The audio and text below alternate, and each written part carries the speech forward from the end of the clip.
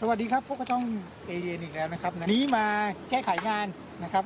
เนื่องจากว่าไอ้ขาตั้งที่สั่งจากช้อปปี้นะครับพอใช้งานไปสักพักหนึ่งมันจะผุ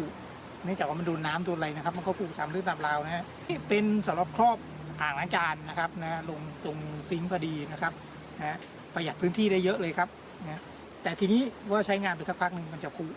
นะเป็นทุกตัวครับเราก็เลยมาแปลงนะมาแปลงขาโดยใช้เหล็กนะครับเหล็กครึ่งนิ้วนะเหล็กกล่องครึ่งนิ้วนะครับแล้วก็คือมันจะเชื่อมไม่ได้นะสังเกตดูนะครับมันจะเชื่อมไม่ได้นะฮะเนื่องจากว่าเหล็กเนี่ยมันบางนะครับพอเชื่อมไม่ได้เสร็จปั๊บเราก็ต้องตัดเหล็กเป็นแผ่นมา2แผ่นเพื่อที่จะประ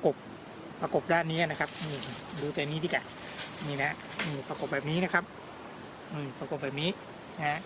พอประกบแบบนี้ทั้ง4ด้านเลยนะครับทั้ง4ด้านเสร็จปั๊บเอาสวมเข้าไปแล้วยึดน็อตนะเท่านี้ก็เสร็จแล้วครับมันก็อยู่นะอยู่แล้วทีนี้แข็งแรงกว่าเดิมอีกนะแข็งแรงปึ๊กเลยนะทีนี้ถึงงานสีนะครับงานสีก็ต้องทำความสะอาดก่อนทำความสะอาดสนิมออกสนิมนะด้วยแปรงลวดนะครับแปรงลวดนี้ก็มีหลายแบบนะครับแบบทองเหลืองก็ได้หรือแบบนี้ก็ได้นะแบบนี้ใช้กับงานหยาบนะครับนะให้ดีจะต้องเอาแปรงทองเหลืองรูปซ้ำอีกทีนึงถึงจะเรียบ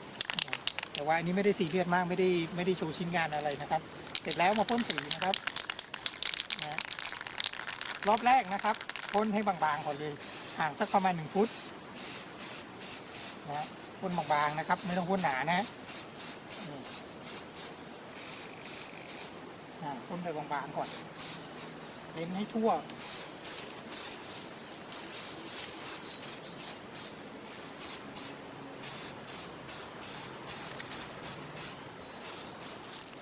พ่นบางๆนะครับห่างประมาณ1 ฟุตนะครับถ้าจี้มากเนี่ยจี้อย่างเงี้ยเวลาพ่นแล้วมันจะเยิ้ม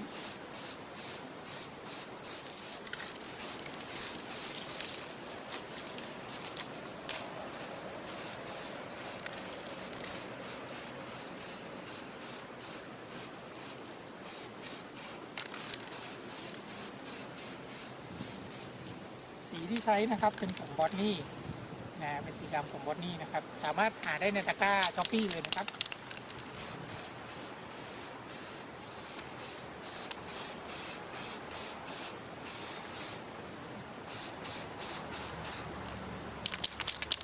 เสร็จแล้วทิ้งไว้สักแป๊บหนึ่งแล้วก็มาซ้ำอีก2 รอบนะครับ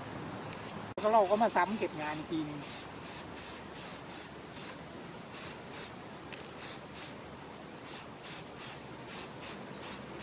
ตรงนี้ที่ได้นะครับที่เข้ามุมเข้าอะไรเงี้ยแต่ว่าสะบัดให้เร็วๆนิดนึงถ้าไม่เร็วมันจะเยิ้ม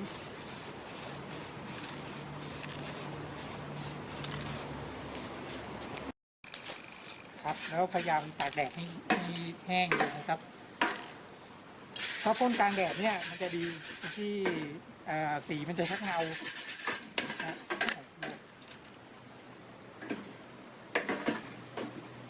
สีมันจะเงานะครับถ้าพ่นกลางแดดนะแต่เราไม่ได้ซีเรียสงานนี้เงาก็ได้ไม่เงาก็ได้นะครับหลังจากทำสีมาแล้วนะครับนะเก็บงานเรียบร้อยก็จะประมาณนี้นะก็จะเงาดีเลยนะครับของบอสนี่นะครับสีก็ใช้ได้เลยนะก็ขอบคุณมากครับสำหรับการรับชมคลิปนี้นะครับใครเจอปัญหานี้นะครับก็ไปลองแก้ด้วยวิธีนี้ดูเป็น1 วิธีนะครับ1 แนวทางเฉยๆนะท่านอื่นอาจจะมีวิธีที่ดีกว่านี้ก็นะครับนะแต่ว่าผมอุปกรณ์มีแค่นี้ก็ทำประมาณนี้นะก็สินค้าที่ใช้นะครับอุปกรณ์ที่ใช้นะครับใน Shopee เลยครับในตะกร้าเลยนะครับขอบคุณครับ